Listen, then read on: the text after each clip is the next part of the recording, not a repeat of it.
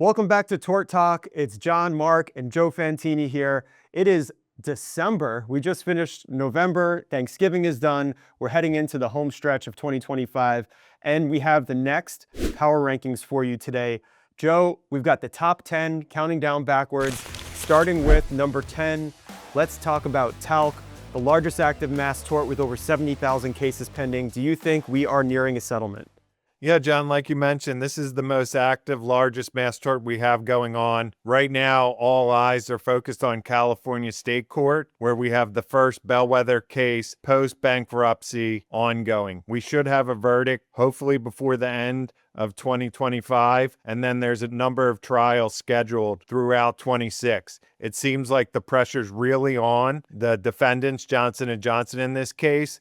So I do think we're going to have some good news in 26. The reason why this case comes in low in the rankings is with 70,000 cases already filed, it's going to be hard to find new cases. So I believe in this case. I think we're going to have a resolution next year after almost 15 years of litigation, but most of the cases are already accounted for at this point. Yeah, when we're talking about the power rankings here, we're talking about cases that firms should consider getting into, not necessarily cases that will or will not have the potential to result in great outcomes. We're just looking at where people should potentially be looking at to invest in some marketing moving into December. Marc is keeping track, as you can see here on our list. Moving up to number 9, we've got Depo-Provera. We're still waiting on the court's preemption ruling, but filings continue to come in with the litigation nearing 1,500 cases in the MDL. How does this litigation play out over the next 3 months?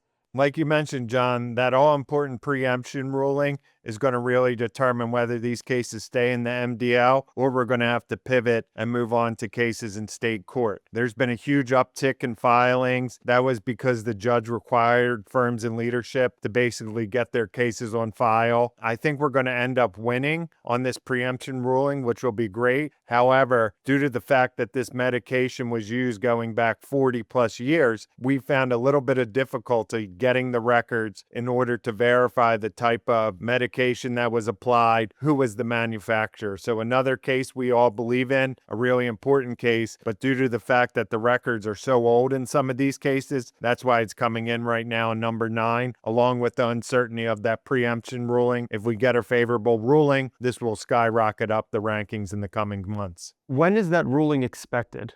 Yeah, there's no timeline when it's required from the judge to give us a ruling. We think it's probably going to come down in February next year. Usually we see about 60 to 90 days from the time of the oral argument until the ruling's issued. Great, thank you. Moving into number 8, we've got the weight loss drug category with 2 potential cases, both the gastrointestinal injuries as well as the vision loss injuries. Do you think we have a long way to go in this litigation?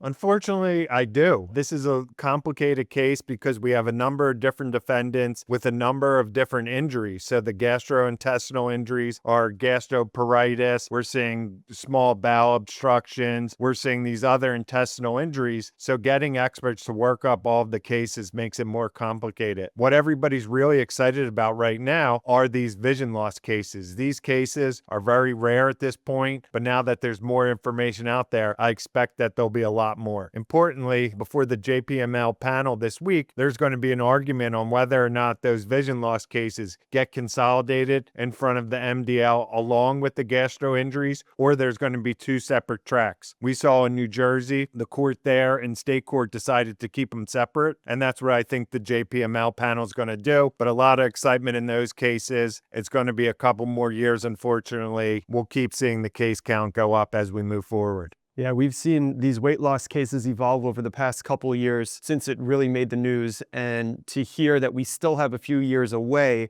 before it really makes some major progress really just showcases the timeline of mass torts in the current climate. At number 7, we have toxic baby food. So it did move down a few spots from our last rankings. What are you looking for in this mass tort?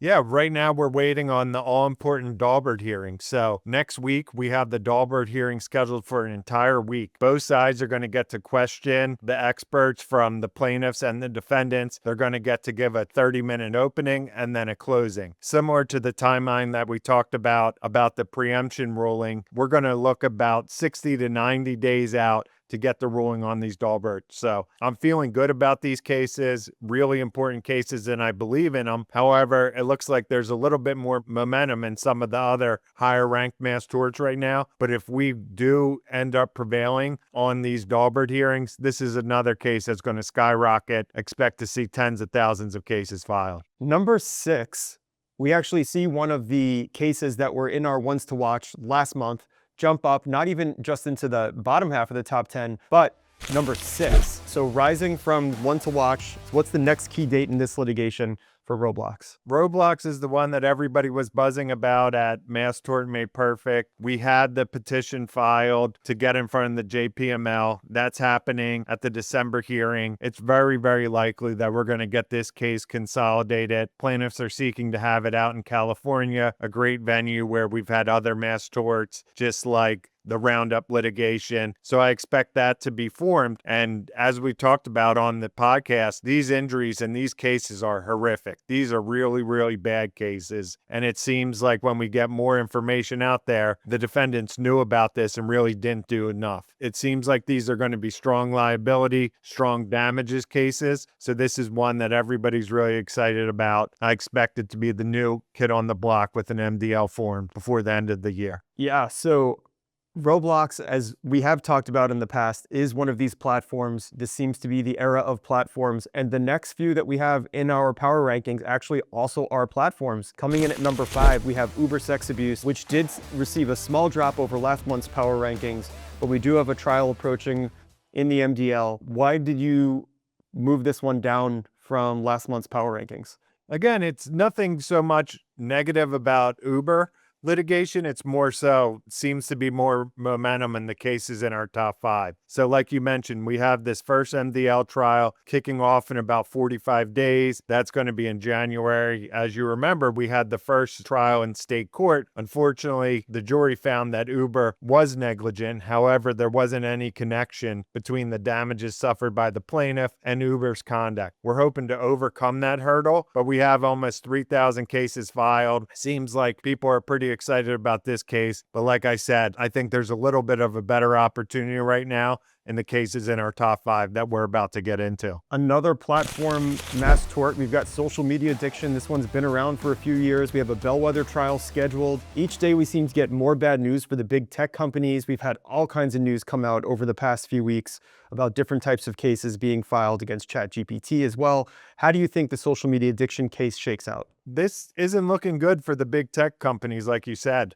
As the filings are happening and we're inching forward and getting closer to that initial bellwether case, there's a ton of bad press and bad news coming out. It looks like even the heads of these huge companies like Zuckerberg are going to be required to testify at trial. That dynamic alone makes this a really strong case and shows how much some of these tech companies have to lose. So because we have the trial date set, it looks like there's going to be a number of bellwether cases in 26, and because this case has been around for maybe 3 or 4 years at this point, there's a ton of pressure. It seems like there's a lot of opportunity for people to get involved, and I like this case, and that's why we have it at number 5. I recommend for those of you who are interested in learning more about the social media addiction cases and kind of keeping up on this news as it progresses on an almost daily basis, go on LinkedIn, follow Laura Marquez Garrett. She does a great job at keeping everybody up to date on exactly what's happening in these cases, showcasing some of the harms that are coming out and real personal stories. Similarly to social media addiction, at number 3, we have video game addiction. This mass tort makes its entry into the top 3 for the first time, rising a few spots from the last list.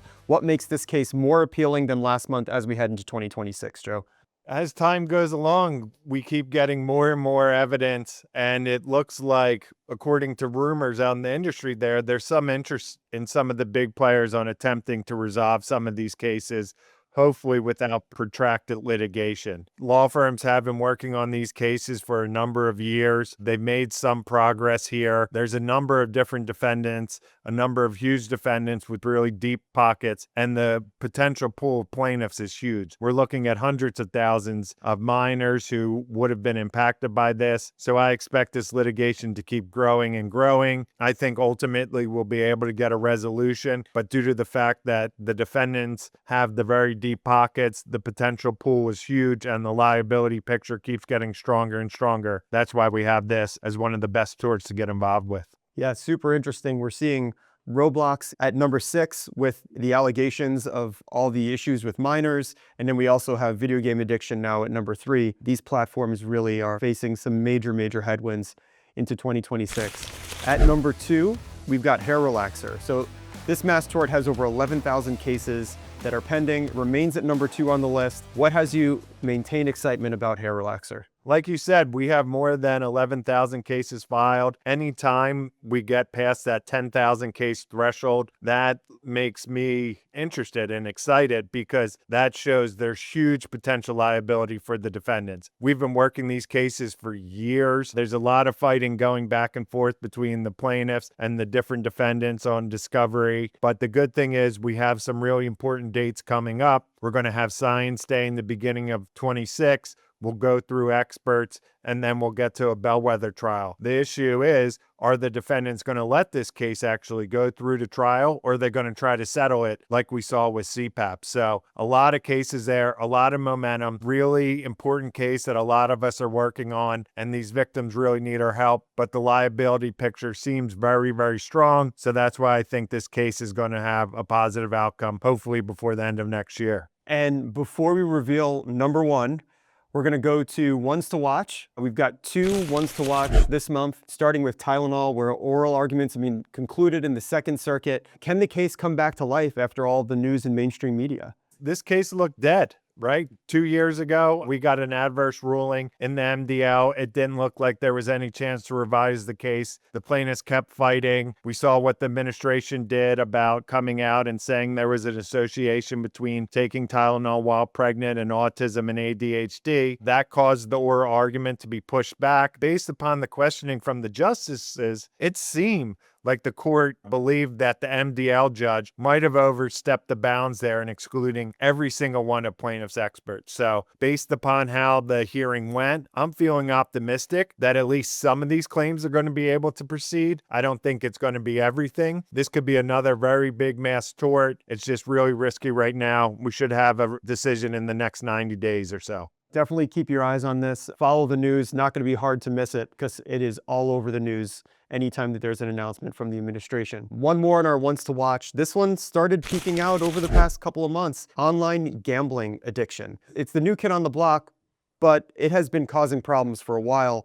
What's the general criteria for cases that are being investigated in the online gambling addictions? Yeah, another platform case, right? We talked a little bit about how now it's the era of the platforms. We have Uber, video game, social media addiction, Roblox, and now this online gambling. So what the general criteria firms are running with are people that use online platforms like FanDuel, and they ended up suffering significant losses if they've been diagnosed with any sort of gambling addiction, or even if they started using it when they were a minor and got hooked on it. So the criteria is still evolving. I think we'll see at a JPML in 26, a motion to get this consolidated in an MDL. Likely will be granted. We'll follow the roadmap for the other platform cases, but everybody's talking about this. This could be the belle of the ball at the first mass tort in 26. What is the inflection point of losses that firms are generally looking at? Yeah, each firm's different. I think if somebody's been diagnosed with gambling addiction, it would change it. But there's different tiers. I'm hearing some firms are looking at 25,000 for losses and up. Some have a little bit less, but I think a couple hundred might not survive unless there was that gambling addiction diagnosis.